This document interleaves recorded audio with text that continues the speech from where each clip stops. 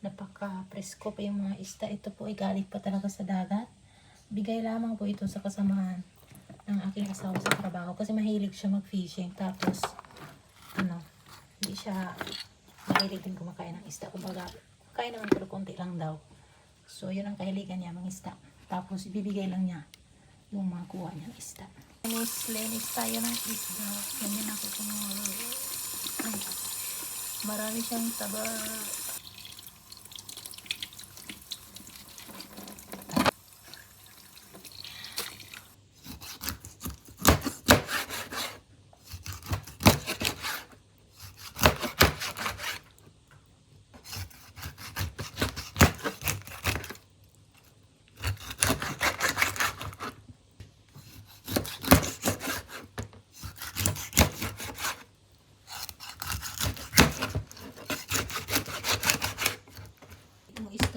To, kagabi ko ito tinanggalan ng mga bituka. Tapos ngayong umaga na to, papaksiw ko siya. Mga bigay lang to eh. Pabigay pa lang pagkalagay ko ng kaldero. Lagyan natin ng gulay ang aking paksiw.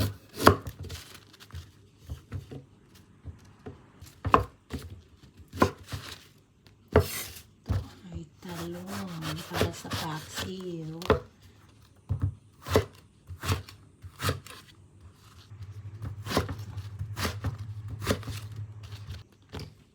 Silispada ko, maanghang ito sobra.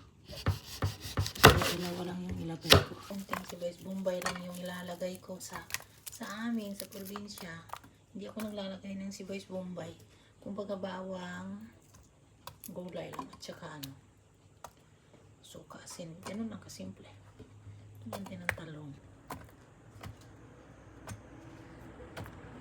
Tapos espada, maanghang tong espada na to eh.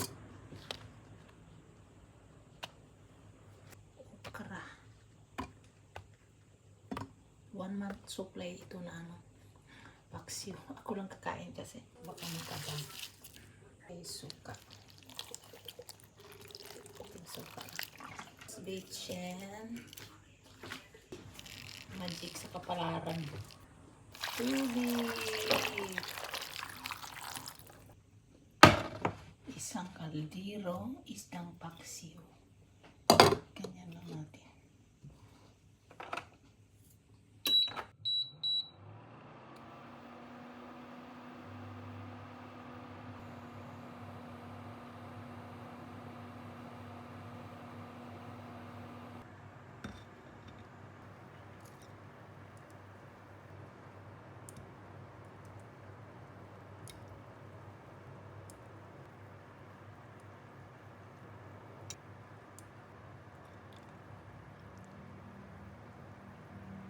Dito tayo sa melon, maghiwa ko ng melon o cantaloupe dahil wala namang ibang kakain dito talaga kundi ako lang.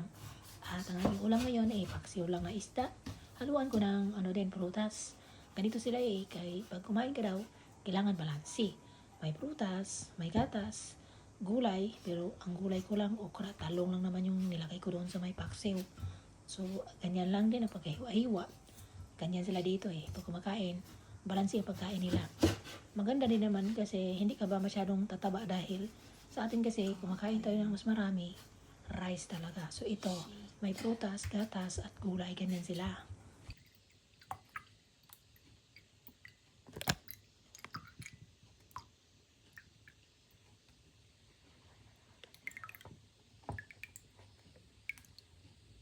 Hi po sa inyo lahat, samahan niyo akong kumain ng aking niluluto dito ngayong paksiw na isda. Tapos cantaloupe o melon, konting rice kasi mamaya kakain pa ako ng tinapay. Tapos ito naman po ay parang kape at gatas, pero milk tea na leche flan flavor. Kain tayo sa inyong lahat. Ang sarap, paborito ko yan. Kain tayo. Kasi para makompleto tong video ko ba. Ito lang muna yung pang-update ko guys. napakainit dito ang summer. Hirap akong lumabas.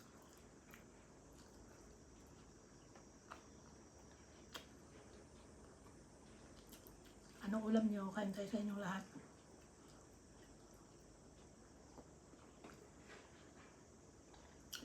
At itong isda na to, kagabi pa to nilinis. Yung umaga ko lang to niluluto ng paksiw kasi dumating yung asawa ko kagabi. Bigyan na naman siya sa kasama niya sa trabaho. Yung kaibigan niya ba, mahilig sa pangingisda pero pinamimigyan lang niya yung makuha niyang isda. Masarap. Kain tayo. Kunti lang yung kanin ko kasi kakain pa ako ng tinapay.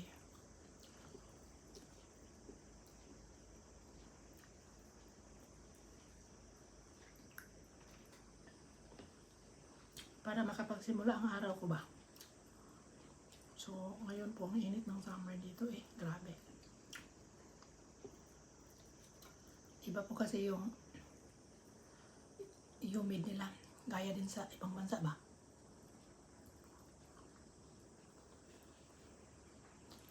Tapos, pasensya na kayo kung hindi na ako masyadong sa dito ngayon ba sa YT kasi ang hirap i-balance yung oras ko. Nag-aaral po kasi ako ng lingwahe nila dito Siyempre, kailangan ko rin i-focus yun.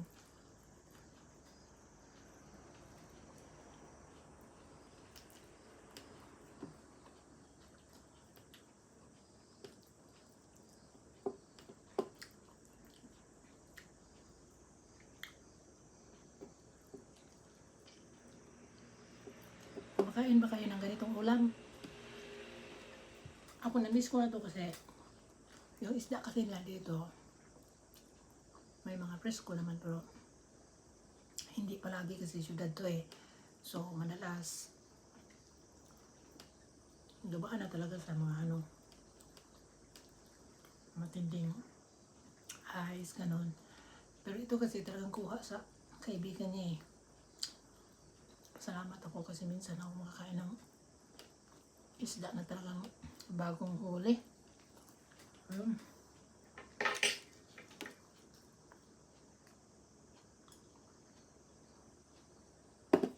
Ang sarap niyan, grabe. Kumbaga naghahanap po kasi ako ng mga pagkain o mainumin na dito ba na hindi ba ako laging gatas kasi nagsasawa din ako sa gatas. Sarap. Kailangan ko kasi kumain ng or uminom ng masustansyang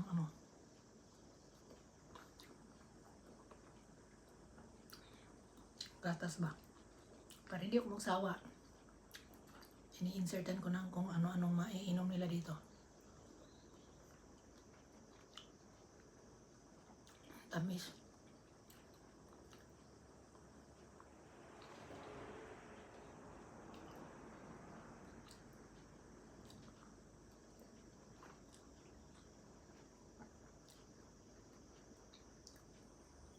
Sarap.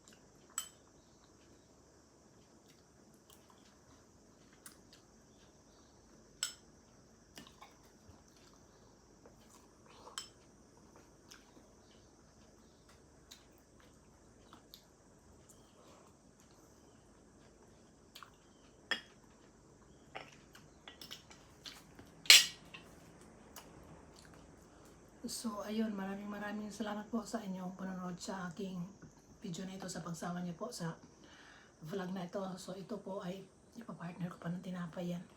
Dahil hindi po kasi talaga kami madalas dito kumakain ng kanin. Kumbaga kung ano-ano lang ba. Tapos, binibilhan man ako ng aking asawa ng mga pagkain kung ano-ano. So, partner ko yan siya. Tapos, tong isda. Matagal ko pa yan maubos. Yung ibang isda binigay ko sa aking kababayan dito, Pinay na kami lang dalawang kapitbahay. So, para po mabawasan siya kasi hindi ko naman kayang kainin pag tumagal na sa ref o sa freezer, tatapon niya ng aking asawa. So, ayun, maraming salamat po pala sa inyong pagsama sa vlog na ito. Marami na po akong chika-chika. At sana po ang lahat ay may makakain. Mag-ingat din po kayong lahat dyan. At hanggang dito na lamang po, magkita-kits pa rin tayo sa susunod kong mga videos. But for now, babush!